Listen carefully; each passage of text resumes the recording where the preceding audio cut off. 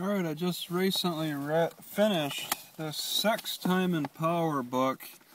As you can see, it's all beat up and ratty. Things are just falling apart on it. It's a long book. Part of the reason it's so long is because the words, they're so tiny on each page. I mean, it's an average thick book. I mean, even compared to this one I'm rushing through, but the difference is in the words. Okay, the words are larger on this Stuart Woods book compared to Leonard Shlain. That makes a difference. He really packed a lot in. But that's with paperback books, okay? With e-books and such, that's not really as much of a concern. He goes into great detail on everything that has to do with sexuality. One thing that's always going to stand out to me after reading this is how women go through their menstruation. He goes into great detail about that, from just the beginning to end, and all the blood loss and the emotional roller coasters and stuff. He puts things in a different different words, and he tells it as a story. I mean, there's a reason this is a national bestseller. He storyfies everything. He goes into detail, makes the historical references, makes comparisons to other animals, and then it relates it between man and woman on the different things that are peculiar for humans and such. He says a lot that older women tend to love sex more than younger women, and that it's more ideal for them to date younger guys. I found that interesting.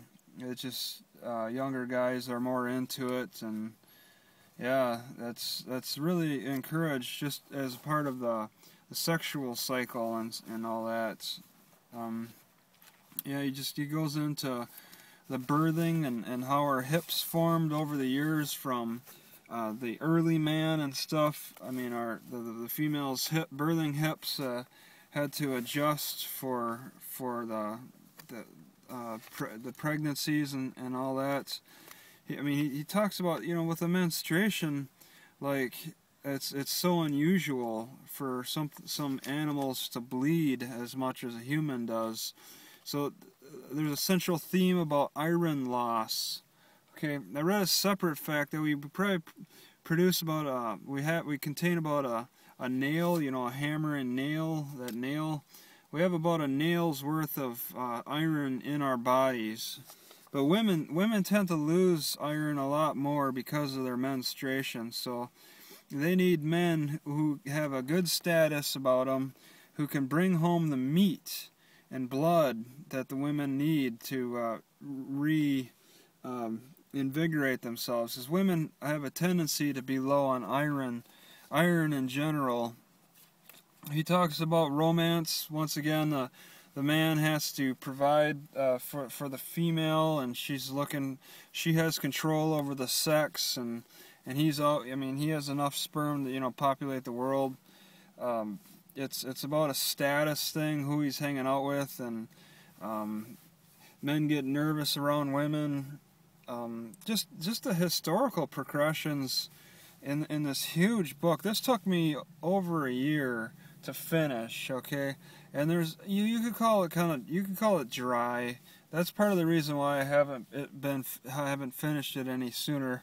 I've read a lot of other books in between this one, just because this one is just, it's like reading a science book, but there's interesting stories every so often.